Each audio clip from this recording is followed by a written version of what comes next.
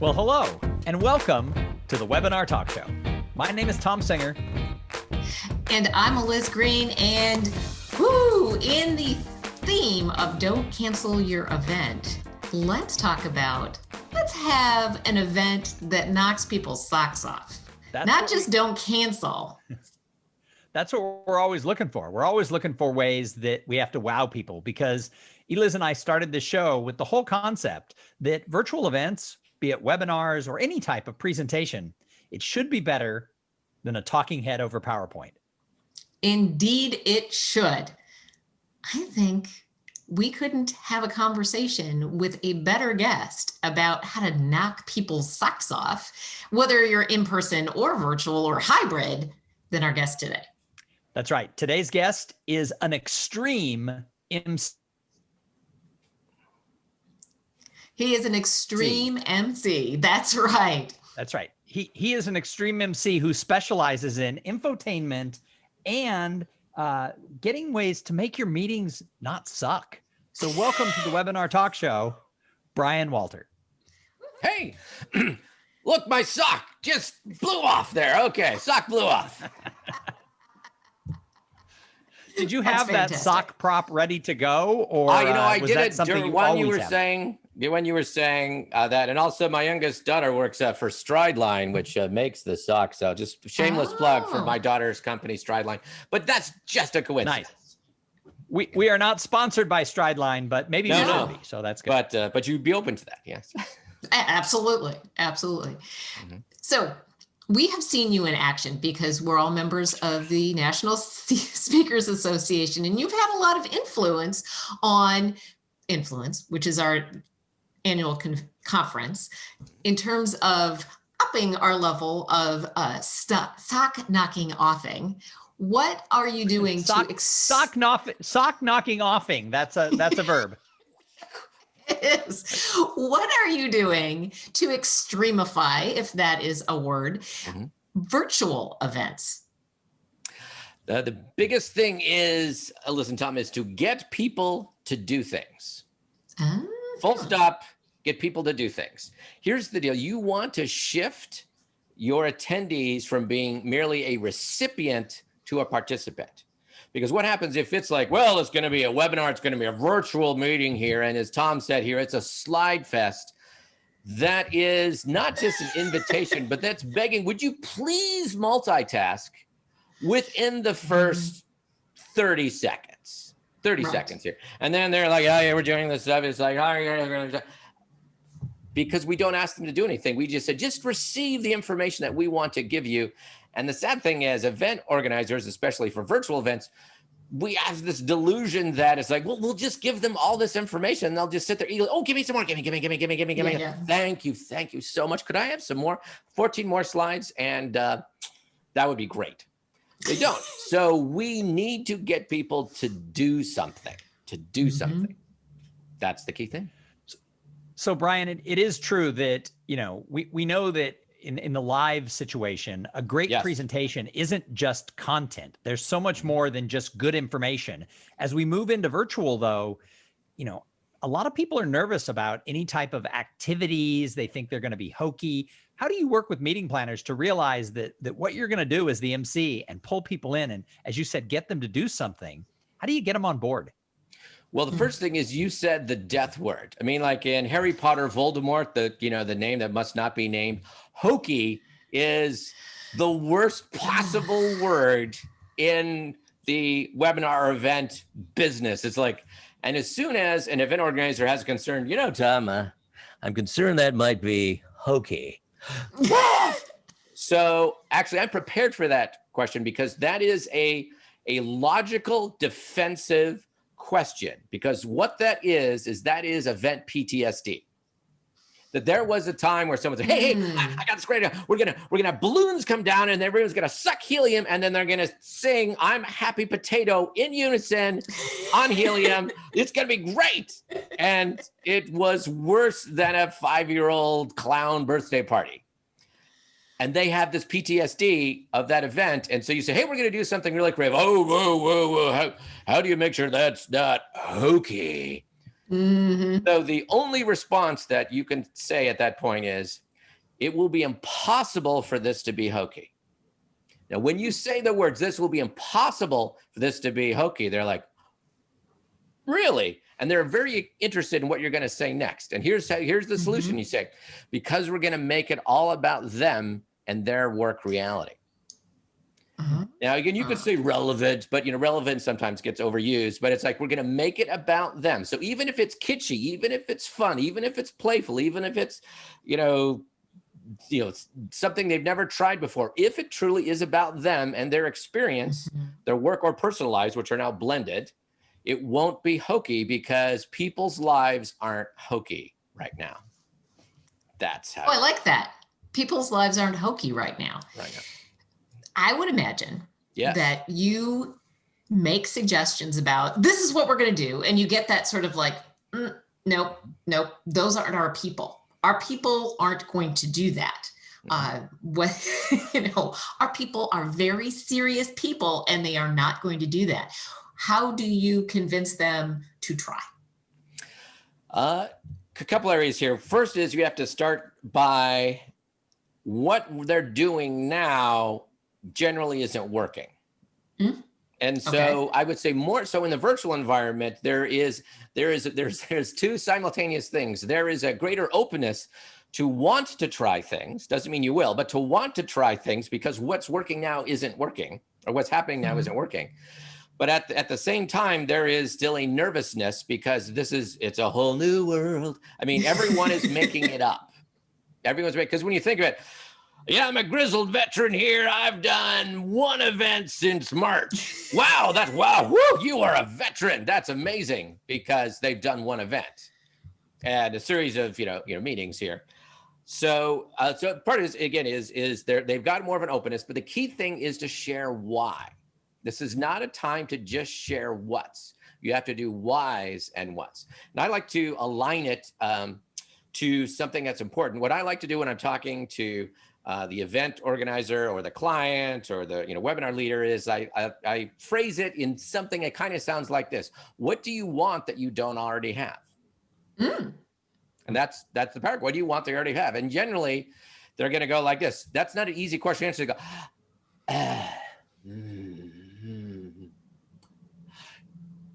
And when this body language happens, if we could, and whatever comes out of their mouth, that's the thing to align to and say, it's like, if we could get people to feel like we understand the stress that they're under, that would be fantastic. That we as a company, we understand that, and it's okay that their children are interrupting and their dogs barking and the thing. If they could understand that we are good with that would be fantastic. Then you say, okay, let's talk about how to do that. So Brian, you bring up a really interesting point, and that is that while we've been at this full bore for 7 months, many organizations haven't done any, or they've done one event. So why do you think it's important for this new world of virtual? Because the 7 months, for many of us, it seems like 7 years. But why do you think it's important to work with someone who is a professional MC to help set them up for success? Right. I would say the key reason that they need a professional MC or kind of a virtual event architect to help them put this together, because they can't rely on muscle memory.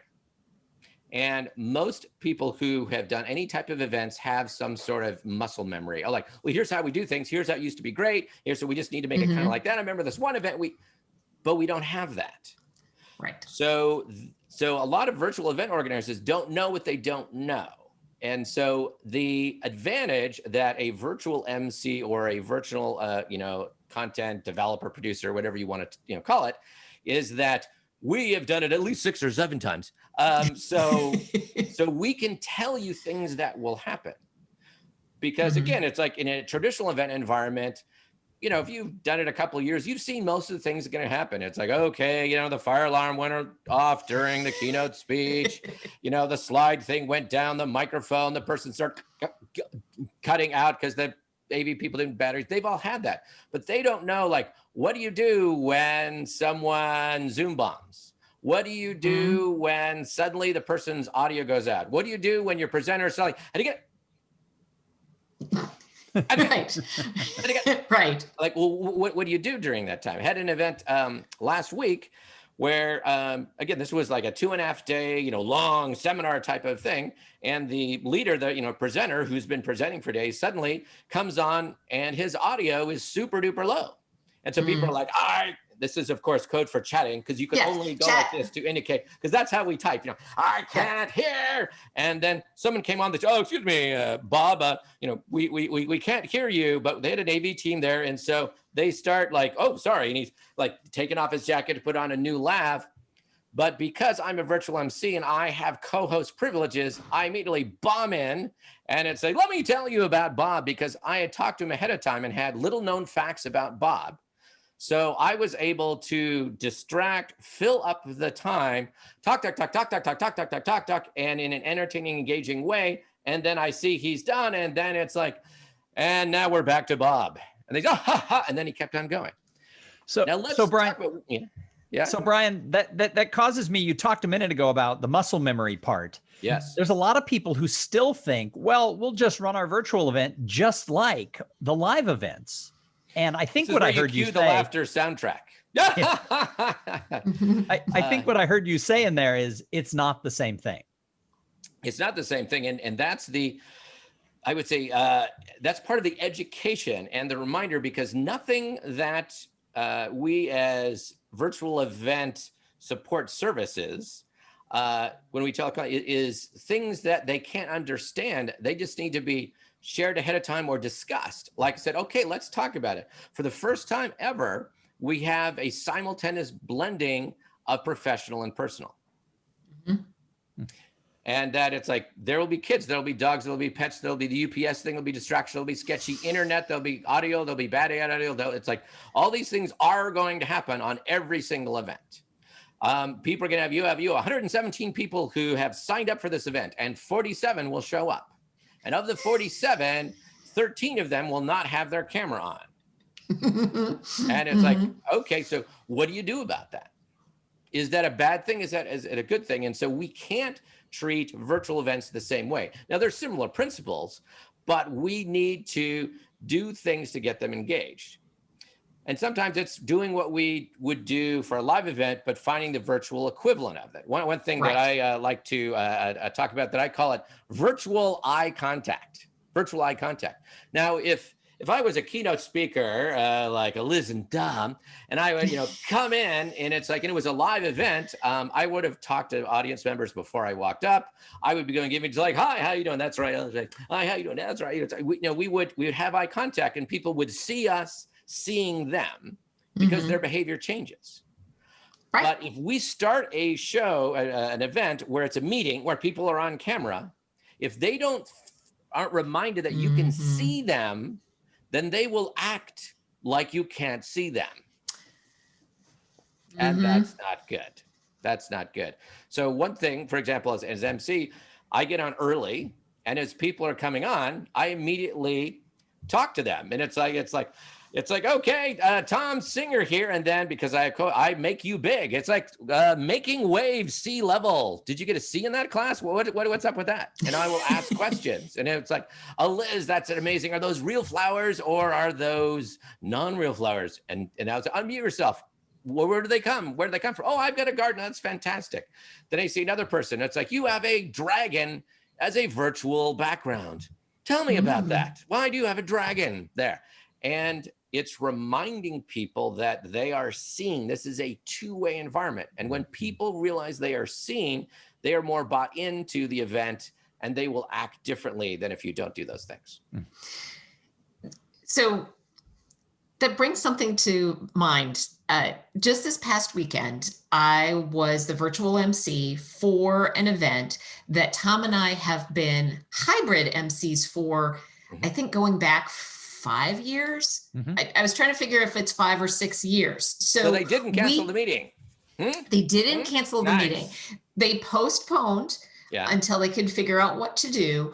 And a meeting that typically has 100 or so people in person and maybe another 200 or 300 in the virtual space, in the hybrid, now this time had 1,000 people attending from 25 countries.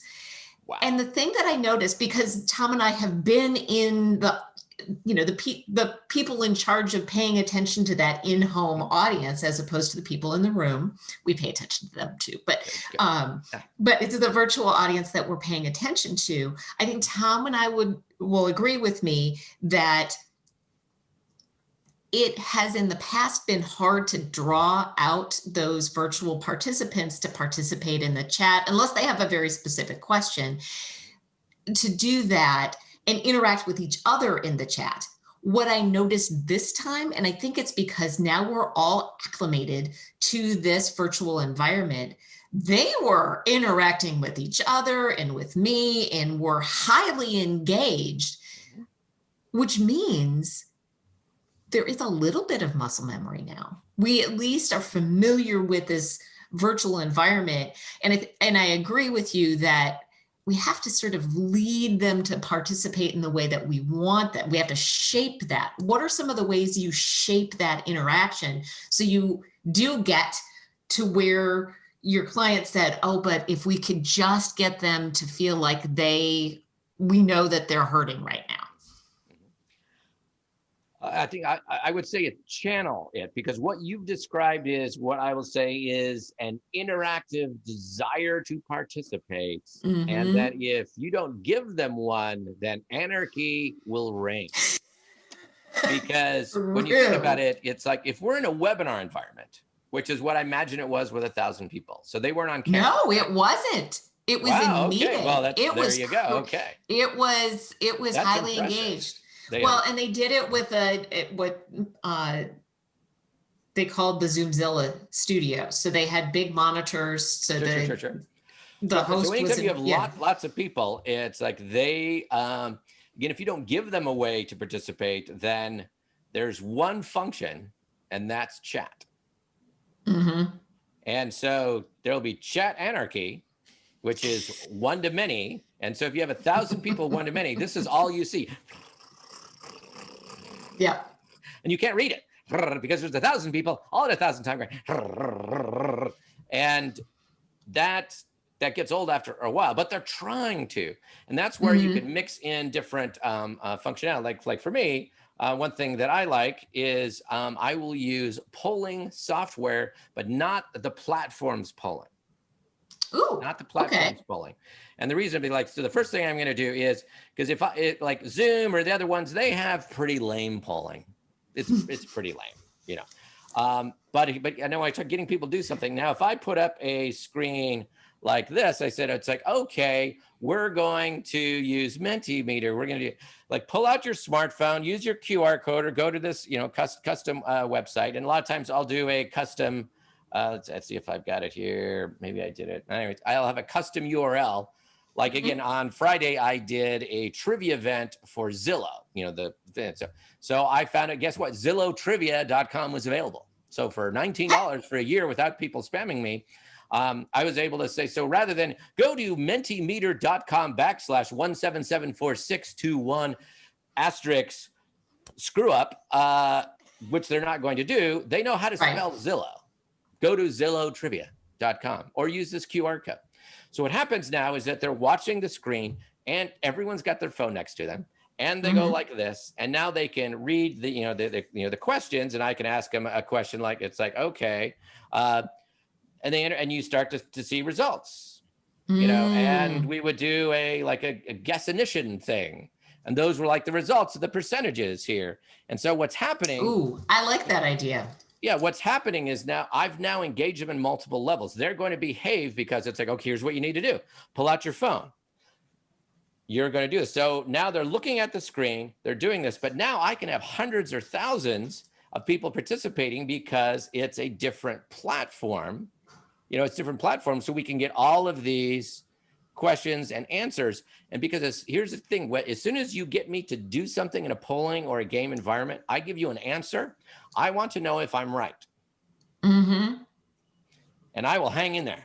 And not only do I know if I'm right, I want to know that I'm right and someone else is wrong. And you're wrong. Yes. And I want to know that I'm right, and I'm one of the elite minority of people who are right, and the most of you are wrong. And then if I'm on a team, then I want to know that I'm right, and my team is right, and Tom's team is wrong. I mean, it's like these are all these things that we want to know. All this can happen simultaneously. And so I would say mixing of platforms, like if you're on Zoom or Microsoft Teams or, you know, WebEx or all these things. Well, this platform doesn't really allow us to. It's like, then mix the platforms. Mix the platform. That's a very, very important insight, that you don't have to be stuck on the platform. You can bring other tools in and make magic that way. Well, and I found on an event that I did, they were using a platform that didn't have breakout rooms, but they wanted to do sort of a cocktail party networking after the 4-hour session was over. And so I said, why don't we use Zoom meetings and break them up into rooms of 3 and 4 people? She's like, well, we can't change platforms. And I said, well, you can, because if you were at a hotel having this as a live conference, I know for a fact that at the end of the day, you put everybody on a bus and drive them to the art museum for the cocktail party. So it's really the same thing. And she was like, oh, and that's exactly what we did. And 75% of the people migrated to Zoom meeting to take place in the breakouts. And Tom, you just shared like a 3 times insightful thing. One is you showed it's like this, which creates comfort level, because again, virtual events are still events. And when we clients, they have events. So like have that muscle memory. So when it's like, this is like this, only this is how we do it here. And then you gave an example and said, we did this thing. And 75% of the people did that, because that goes with the trust. And it's like, and then they're going to see results, and that will become the new best practice. In fact, I will steal that and use that. So thank you very much. You're welcome. I'll send you the bill later. The client, so I sound more authentic when I take your example. That would be awesome. You can text me that later.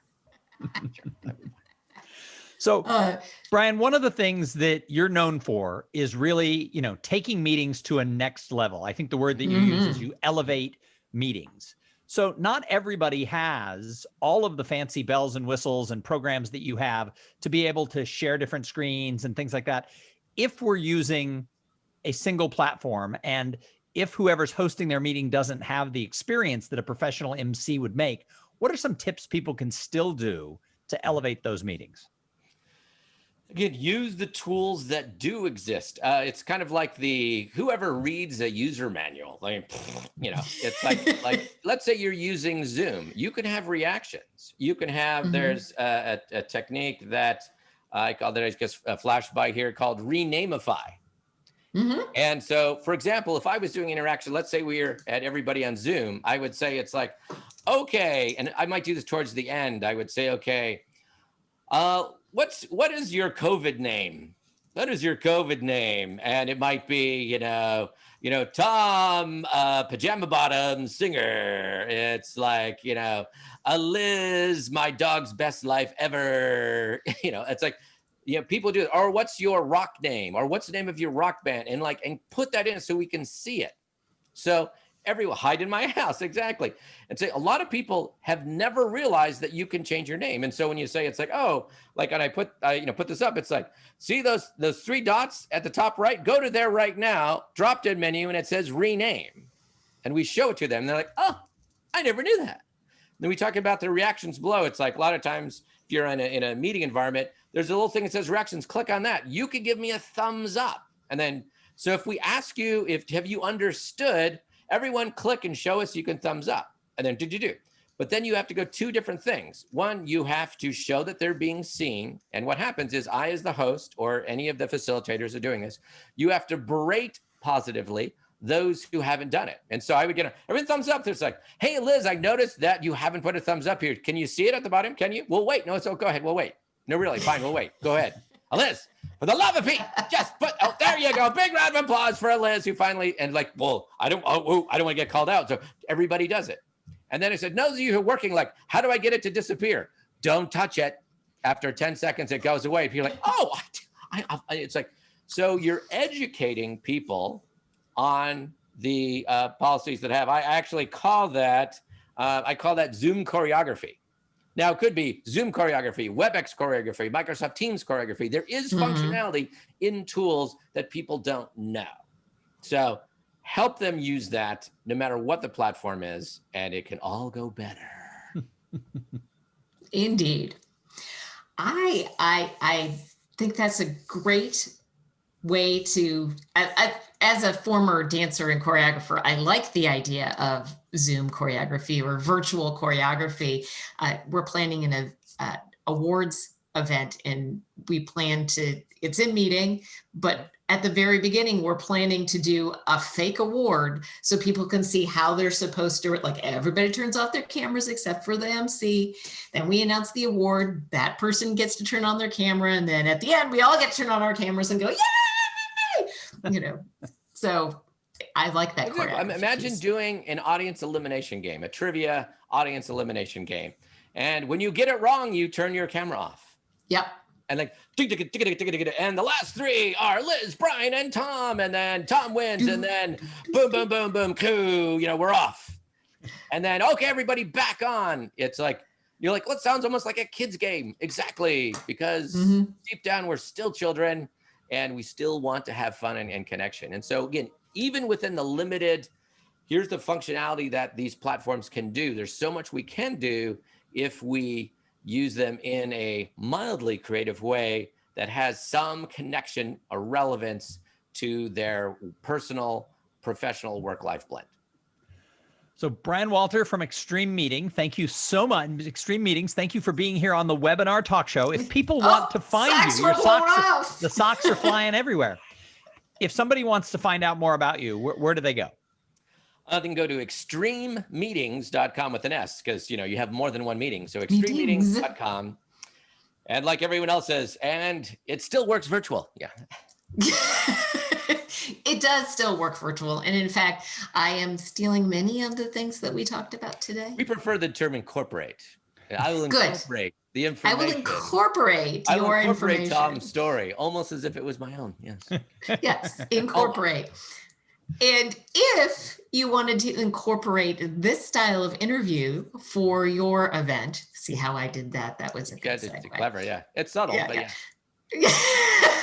Tom, where would they find us? Well, you can find out more about Eliz and I at webinartalkshow.com, or on Facebook. We have the Webinar Talk Show page, so please go and like that. Yes, please. We will be back on Wednesday at 11 o'clock Central Time. We will have Amy Landino, who wrote the book Vlog Like a Boss. She has been developing content, video content online for years. She's a master at it. And we're going to talk to her about why video is a wonderful way to not only deliver content, but also community. So you'll want to join us for that. Brian, thanks again for joining us. We'll have a great rest of the day, everybody. Thanks, everyone.